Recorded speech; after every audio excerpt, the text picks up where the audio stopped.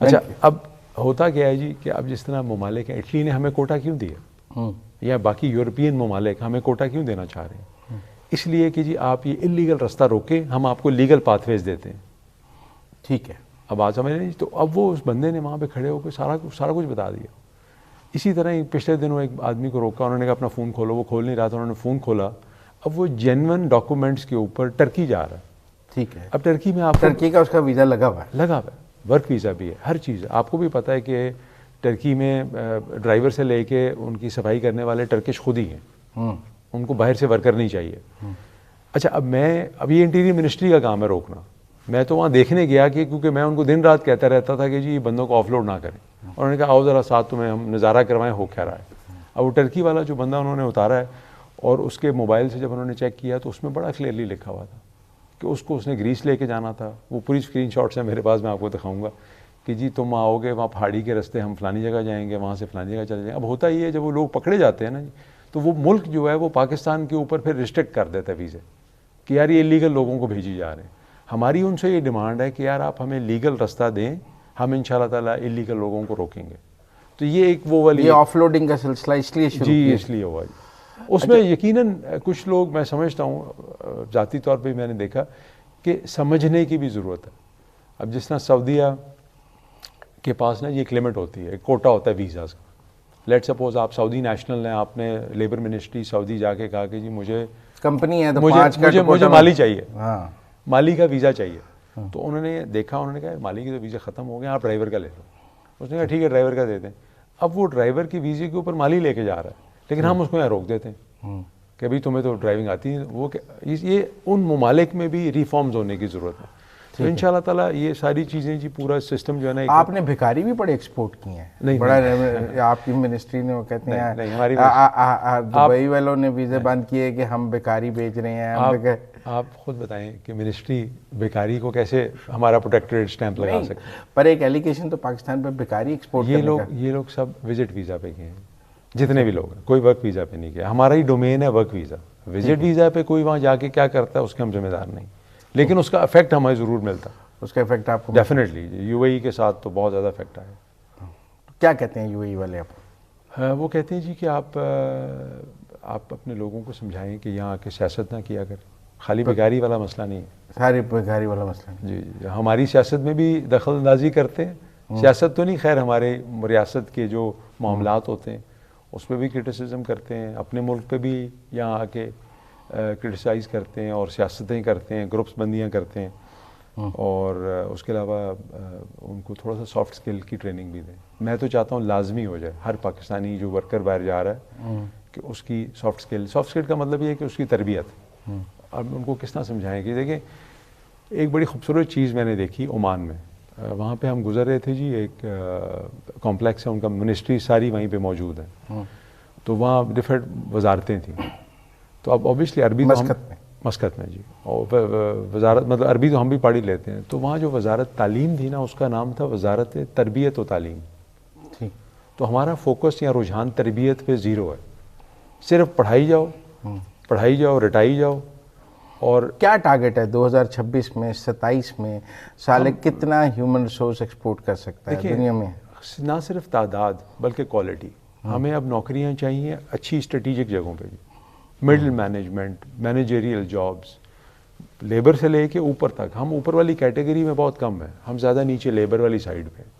تو ہمارا target Indians اوپر بہت ہے جی. ان شاء اللہ تعالیٰ ان کو ہم نے ریپلیس کرنا ہے ان شاء اللہ تعالیٰ. اس کے لیے ہمیں سافٹ اسکل کی ضرورت ہے جی. اس کے لیے ہمیں اپنے لوگوں کو یہاں پہ جو ہم ان کو کورسز کرا رہے ہیں، ڈپلوماز کرا رہے ہیں، ان کی سرٹیفکیشن کو ریکگنیشن کی ضرورت ہے گلوبلی. تو وہ ہماری کوشش ہے اور انشاءاللہ اگلے 1-2 سال میں آپ دیکھیں گے کہ ہم اس کو اچیو بھی کریں گے انشاءاللہ تعالیٰ. پرائم منسٹر اور سی ڈی ایف نے اوورسیز کنونشن شروع کیے تھے، پھر رک گئے. نہیں رکا نہیں جی، پچھلے سال اس سال دوبارہ تیاری ہو رہی ہے انشاءاللہ تعالیٰ. اپریل تک امید ہے کہ ہم سیکنڈ جو کنونشن ہے وہ کروائیں گے. کہاں پہ؟ ادھر ہی جی، اسلام آباد میں. جی اسلام آباد میں. نہیں جو باہر کر رہے تھے آپ؟ نہیں وہ تو چل رہا تھا جی. وہ میں یہ جب بھی وہ کہیں جاتے ہیں ضرور ملاقاتیں کرتے ہیں اوورسیز کے ساتھ. میرا ایک مشورہ تھا وہ یہ کہ بجائے اس کے کہ ہم وہاں جا کے وزیر اعظم صاحب اور ہمارے جو فیلڈ مارشل صاحب ہیں ایک مجمع سے خطاب کریں. دیکھیں کرسیاں بھر لینا آسان کام ہوتا. 1000 بندہ آ جائے گا جی، آ جائے گا. میں نے مشورہ یہ دیا ان کو کہ جی آپ چھوٹے گروپس کے ساتھ ملیں، چاہے 15 منٹ ملیں، 20 لوگوں کو بلائیں، ان سے 1-on-1 انٹریکشن کریں، 15 منٹ بعد 20 اور لوگ آ جائیں. آپ ودن اے فیو آورز آپ کئی سینکڑوں لوگوں کو مل سکتے ہیں، اور وہ پروڈکٹیو ہوگا تاکہ آپ ان سے انٹریکٹ کر سکیں، وہ آپ سے انٹریکٹ کر سکیں. دیکھیں اگر انگلینڈ میں فنکشن ہو رہا ہے تو پورے یورپ سے بندے بلا کے انگلینڈ کا ہال بھر لینا کوئی کمال نہیں ہے.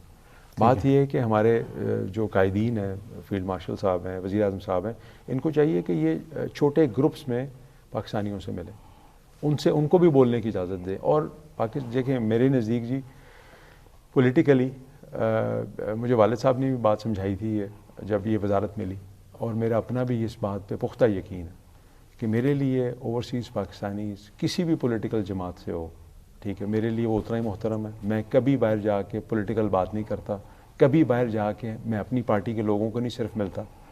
ایمبیسی کاؤنسلیٹ جب بھی کہتی ہے کہ جی کس طرح کے لوگوں کو بلانا ہے، میں کہتا ہوں جی اوپن کرو، ہر بندے کو بلاؤ، ہر بندے کو بلاؤ. آپ نے اگر جا کے اپنے لوگوں سے وہاں ملنا ہے اوورسیز میں تو پھر تو کوئی فائدہ نہیں ہے. اور میں نہ ان کو کنورٹ کرنے کی کوشش کر رہا ہوں کہ جی اگر آپ کی کوئی پولیٹیکل افیلیشن آپ وہ چھوڑ دو، آپ ہمارے ساتھ آ جاؤ، یا آپ فلانی پولیٹیکل پارٹی کو سپورٹ کرو. یہ نہیں، میرا فرض بنتا ہے اور یہی مینڈیٹ ہے کہ ہم جا کے، ہمارے لیے سارے اوورسیز پاکستانی جو ہیں وہ اس کی ایک ہی ویلیو ہے میرے لیے. آئی ٹی میں ہمارا جو بچہ ہے وہ کم ایکسپورٹ ہوا ہے. دیکھیں آئی ٹی کے نا جی ڈیمانڈ اس طرح سے نہیں ہے. ہم یہاں پہ تھوڑا سا مس کیلکولیٹ کر گئے کہ ہم نے ہزاروں کی تعداد میں لوگوں کو آئی ٹی میں ٹرین کر دیا، یہ سوچ کے کہ جی یہ آئی ٹی کی ہم ایکسپورٹ ہوگی. ٹھیک ہے جی، اگر ہم نے ٹریننگز دی ہیں تو اس کا 70-80% بچہ ہم نے آئی ٹی میں ٹرین کر دیا. میں ساری دنیا میں ملک میں جاتا ہوں جی، دوسرے ممالک میں بھی جاتا ہوں، آئی ٹی کی ڈیمانڈ اس طرح سے کہیں بھی نہیں ہے. دیکھیں لوگوں کو چاہیے کارپینٹرز کوالٹی کے، لوگوں کو چاہیے الیکٹریشینز کوالٹی کے، نرسز، ہیلتھ کیئر ورکرز، ایک ہاؤس کیپنگ کے لوگ، ایک لمبی چوڑی ایک لسٹ ہے، لیکن اس میں آئی ٹی کہیں نہیں. پر انڈیا نے تو آئی ٹی کے بہت ہیومن ریسورس ایکسپورٹ کیا. نہیں وہ دیکھیں وہ اس ٹائم پہ ڈیمانڈ تھی جی، آج نہیں ہے. آج اے آئی کے بعد، دوسرے معاملات کے بعد لوگ یہیں پہ بیٹھ کے آؤٹ سورس کر سکتے ہیں اپنی سروسز آئی ٹی کی. تو اب وہ جاب کی وہ ڈیمانڈ نہیں ہے آئی ٹی کی، اس تعداد میں نہیں ہے جس تعداد میں. اور پھر ڈپینڈ کرتا ہے کہ ہم ان کی آئی ٹی کی ٹریننگ کیا دے رہے ہیں. اگر تو ہم سافٹ ویئر میں ٹرین کری جا رہے ہیں لوگوں تو اس کی وہ ڈیمانڈ نہیں. دیکھیں ہم نے نئے جو اپ کمنگ اور جو ٹرینڈنگ جو ایک ڈیمانڈ ہے دنیا کی، اس کے مطابق لوگوں کو ٹرین کریں. آپ اگر آپ نے لوگوں کو صرف ویب سائٹ کیا کہتے ہیں جی بنانے کے اندر ہی ٹرین کرنا ہے اور ایک سافٹ ویئر کی ٹریننگ کرنی ہے تو وہ آئی تھنک اس کا زمانہ چلا گیا. آپ کوئی باہر بڑی کمپنیز کو، ہم آئی ٹی کی ایکسپورٹ پاکستان سے ضرور کر رہے ہیں، وہ اس میں وہ آئی ٹی یہاں سے تو ایکسپورٹ وہ بڑی ہے، وہ بڑی ہے. تو میں ہیومن ریسورس کی بات کرتا، آپ کے اوورسیز کے ہمارے آئی ٹی پروفیشنلز باہر جا کے، کیونکہ یہاں بھی میں بہت سارے آئی ٹی گریجویٹس کو ملا ہوں، ان کو بھی جاب ایک ایشو ہے. ایسا نہیں ہے کہ آئی ٹی گریجویٹ کو بہت آسانی سے نوکری مل رہی ہے، بہت مشکل نوکری مل رہی ہے. تو ہم نے ٹرینڈس کے حساب سے چلنا ہے جی. دنیا کا اگر ٹرینڈ چینج ہو رہا ہے اور ہم کہیں نہیں آئی ٹی میں ٹرین، 10 سال پہلے بھی ہم کہہ رہے تھے آئی ٹی میں ٹرین کریں، اور آج بھی ہم کہہ رہے ہیں آئی ٹی کے اندر ہزاروں لوگوں کو ٹرین کر دیں، تو ٹرینڈ چینج ہوتا رہتا ہے، اس کے مطابق. آپ کی منسٹری کو گائیڈ لائن دیتی ہے، دینی چاہیے آپ کو کہ اب دنیا میں اس چیز کی ڈیمانڈ ہے، اب دنیا میں اس چیز کی ڈیمانڈ ہے. ہم تو یہاں پرانا سسٹم ہی چلائی رکھتے ہیں. جی بالکل، اس سے پہلے نہیں تھا جی. یہ جو آپ نے بات کی، خوبصورت بات کی ہے، اسی کے اوپر ہم نے اب اپنا ایک ماڈیول بنایا اور وہی ہم لوگوں کو اب دے بھی رہے ہیں جی.